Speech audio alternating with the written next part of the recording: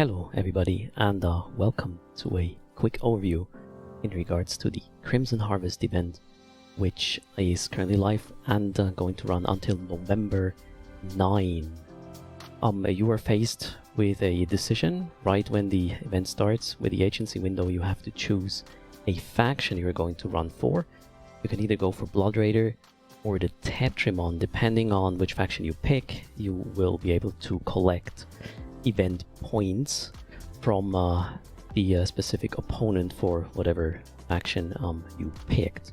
If you want to have more information about the rewards in regards to your pick and generally some intel about the event in text form, check out Graybill's blog. It's linked in the video description. As for this video here, I will cover the high-sec combat sites, one being the Tetrimon Base, where you're against the Tetrimon faction, and the other one being the Crimson Gauntlet, where you meet the Harvest, or, well, Crimson guys, so to speak, from last year. The sites are not very different from last year, just, well, the addition of the Tetrimon Base with the different rat type. Let's have a quick look at the fit first on how we are going to approach the site. This fit is by no means the non-plus ultra. It will do the job just fine in the high-sec sites. You might need to do a little bit of heat if a boss wave or a boss spawns together with a wave, but more about that a bit later. So I'm opting to use heavy assault missiles with the current configuration, skills and fit. I can shoot or send these missiles up to 23 kilometers, which is just enough because everybody is gonna orbit you around 20 or closer, so range is not a problem. Therefore heavy assault is the pick because it will do more damage that way. I bring a probe launcher because there are also hacking sites for Tetrimon and for the Harvest / Crimson guys, so scanning signatures might be a thing while you were shooting up rats. Also, I brought a small tractor beam because some of the NPCs might drop war clone blanks, especially in the Tetrimon Base. The Tetrimon Base rats don't have bounties, but some of them drop war clone blanks, which you can sell to NPCs. Well, there's a cloak for me to travel around a bit easier. I got a target painter to make application better for my missiles. We got a battery to make sure we don't run out of cap. There is quite some nuding going on, so having 20 gigajoules in excess is probably a sweet spot for your fit. Further, I'm using a missile guidance computer here to have better range and application again for my missiles. In the lows, tank-wise, you want to have a strong EM thermal resistance base, plus also some kinetic and explosive damage. Most damage is EM thermal, with some rats will hit you hard with kinetic as well as explosive.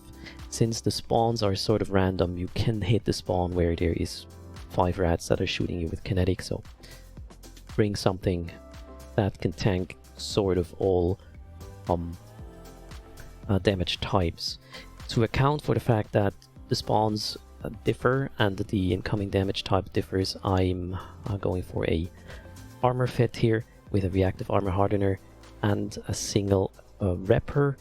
My guess is I'm running roughly 400 to 500 EHP a second. Cold, hot, I could probably get to 700 with the exile booster if required. Furthermore, we have a damage control and a multi-spectrum energy membrane to add more base resists to the fit, and 2 ballistic controls to up the DPS. In the rigs, we are featuring a nanobot accelerator to increase the raw HP repair of that repper. We are using medium kinetic armor plug and a medium thermal armor plug to add to the main or the most important resistances required for this event. The subsystems are the intercalated nanofibers. We got the launcher configuration, obviously, covered reconfiguration, which gives us a bit more tank and the ability to run a covered ops cloaking device, plus an augmented nuclear reactor. In combination, we get 3 mid slots and 6 low slots for our setup. That being said, let's hop into the first site, which is the Tetrimon Base. The Tetrimon Base is an anomaly. We'll find these everywhere in highsec, nullsec, lowsec, and wormhole space. The harder sites are located in Derelict, lowsec, and Delve this year. This video here is just about the highsec versions of the sites. In general, I would say 40% more tank should probably do the trick to run the low-sec sites. The low-sec combat sites can also escalate. I have no information about how hard the escalation is. If you have any information about that, put it in the comments below to help others. So in a Tetrimon base, you will meet the Tetrimon opponents. We have two types of frigates, a Crusader, which webs and does EM thermal damage. There is a Crucifier that does nuding, guidance disruption, and warp disruption. The Crucifier does EM thermal as well. Then we have a Destroyer that can be the Heretic. It pains and warp disrupts, does kinetic and thermal damage. There is a Curse, which is a cruiser, nuding, tracking disruption, warp disruption, and does kinetic EM thermal damage. There's the Omen cruiser, which is just DPS EM thermal. The Nogorer doing EM thermal. We have a battle cruiser, which is an Oracle that does DPS EM, and at the end there will be a commander battleship which webs, disrupts, and does EM thermal damage. A lot of rats will warp disrupt you, so once you are at the site, you will leave once everything is dead, or at least everything that disrupts you, so you cannot just bail if things overwhelm you. Keep that in mind. I forgot to mention, and on warp in on the site, you're presented with the first batch of rats. The gate to the right requires a key, and you can shortcut to pocket number 3. You can basically skip pocket number 2 with a key. If you don't have a key, you go to the left gate and enter pocket number 2, where you will be greeted with a wave, which on arrival may warp out or not, depending on the distance to your ship. They will, however, if you try to kite them, warp on top of you again, so kiting is not an option.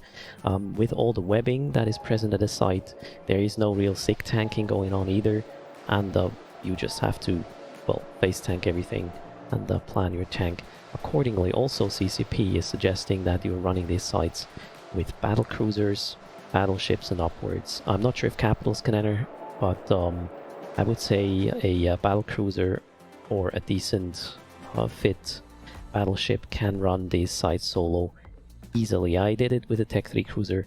It took a little bit more in order to survive. Obviously it takes a tad longer. The sites take about 13 to 15 minutes with the fit I've shown you, and the skills at max level. There is one more thing in regards to the waves. Sometimes there is an additional wave, sometimes there is not, and that can happen in any stage. With a little bit of luck, you can activate the gate before another wave in the second room arrives. Same for the first room. And then, well, you're obviously faster. As soon as the gate is active and you can jump, just do that. If you have a key to shortcut to the third room, keep in mind, if you are warp disrupted when you activate the gate, or you activate the gate and start aligning for warp and then get disrupted, the key is still consumed, meaning you could, activate that gate and not be able to get in because of warp disruption. In the stage number 3, there's also a possibility of an additional wave which spawns together with the boss, or a little bit before the boss spawns, or a tad after the boss spawns. It is sort of confusing, but just be prepared for this. If it happens that you get a really bad wave plus the boss spawn at the same time, you might have to heat your tank a little or consume a booster in order to survive with the fitting presented. We are already in the third stage here of the Tetrimon base, killing the waves and basically waiting for the boss. Also, you can see me pulling in the wrecks again in the Tetrimon base. These guys might drop war clone blanks, and quite a lot of them. You can get 10, 15, 20 25 4 clone blanks, and each is a million ISK. So you definitely want to pick that up. The other good loot you're looking for obviously is from the boss. Make sure to claim your event points when you kill 10 mercenaries. Well, when you warp to a base.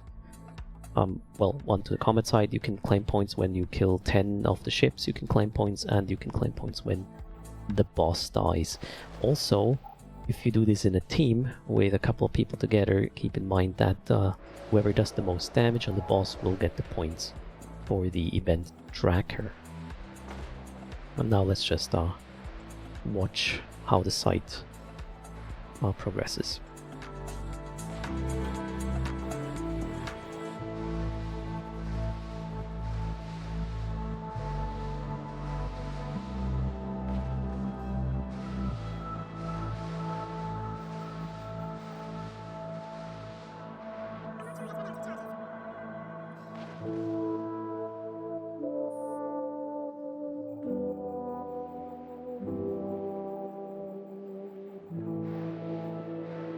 One additional note in terms of the E-War, so the guidance disruption, if you're running missiles, is obviously a problem that will reduce your range, so you will have to address the crucifier frigates first. They're really squishy though, so just hit them once, twice, and then they're gone. Otherwise you might not be able to reach further out targets that present a threat obviously as well. Here's the boss. As you can see, there is still a wave with, or parts of a wave with the boss, but as soon as the boss arrives you want to switch to that one, kill it, and the remaining rats will warp off. Well, all there is to do, obviously loot, which can be war clone blanks, skills, boosters, accelerators, overseers effects, and even faction drops, as in Dark Blood stuff, etc. Now let's have a look at the other site, which is the Crimson Gauntlet. The layout is exactly the same, the rats are different. That's the only change I was able to spot. As for the rats, in the Crimson Gauntlet you will have the followers, which warp disrupt, do EM thermal damage. There is a shepherd that webs and newts, does EM thermal and explosive, and an exsanguinator, which is gonna, I think it's a bomber, it's gonna hit you with torpedoes though, and they do explosive damage. So if you have a weak explosive you might want to remove the exsanguinator first. There is a savior frigate which webs and newts, doing EM and thermal. In the destroyer department we have a cleric that warp disrupts, does EM and thermal damage. Then on the cruiser level we got the sage, which is newting and webbing, does EM and thermal damage. The prophet, which does warp disruption, EM and thermal damage. Then there's a battle cruiser called the diviner, which does EM thermal and explosive damage. And at the end, well, there's a battleship, an overseer, which does thermal and EM damage.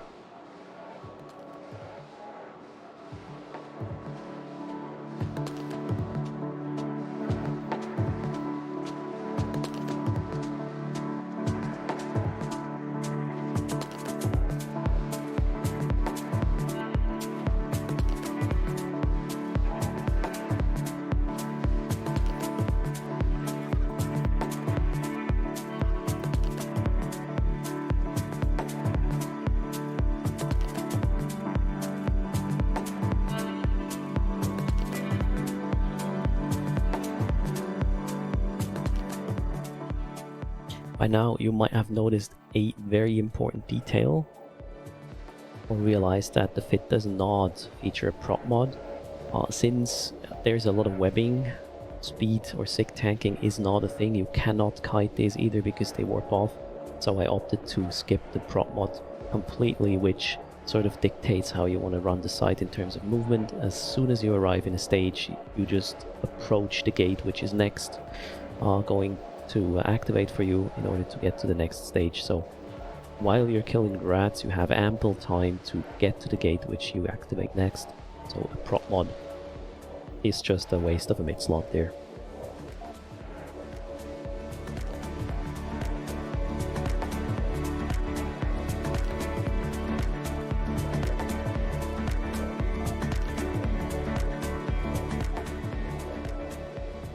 And I forgot to mention the damage type you want to do. let's talk about this. So there are quite a few different resistance profiles depending on if you're running the Crimson Gauntlet or the Tetrimon Base. Different rats, different profiles. If you do not want to change ammo, the absolute sweet spot is thermal ammo, which is going to work for all the rats. It's not the worst for any of your opponents. It is usually second best, so just run thermal and you will be fine.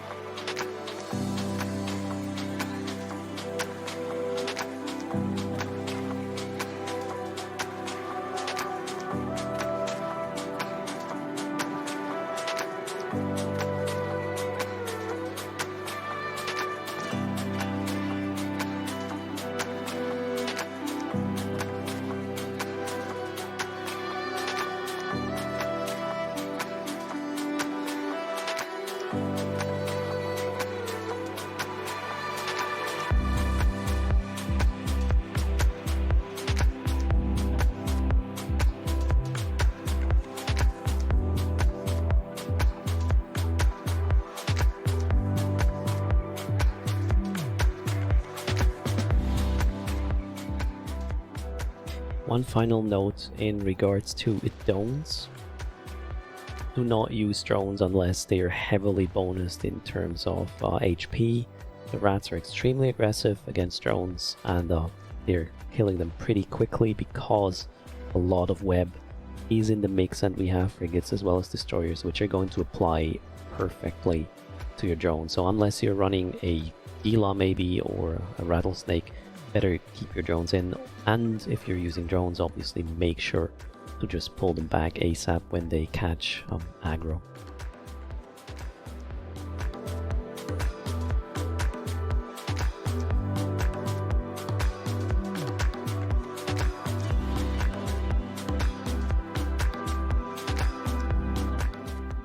And here we got the Overseer spawn for the Harvesters, which has since it's a Blood Raider guy, 5 million bounties. The Tetrimon rats do not have bounties, since they are affiliated with Amar. They are not considered persona non grata, I guess. So if you are looking for direct ISK to your wallet, the Crimson Gauntlet is the way to go.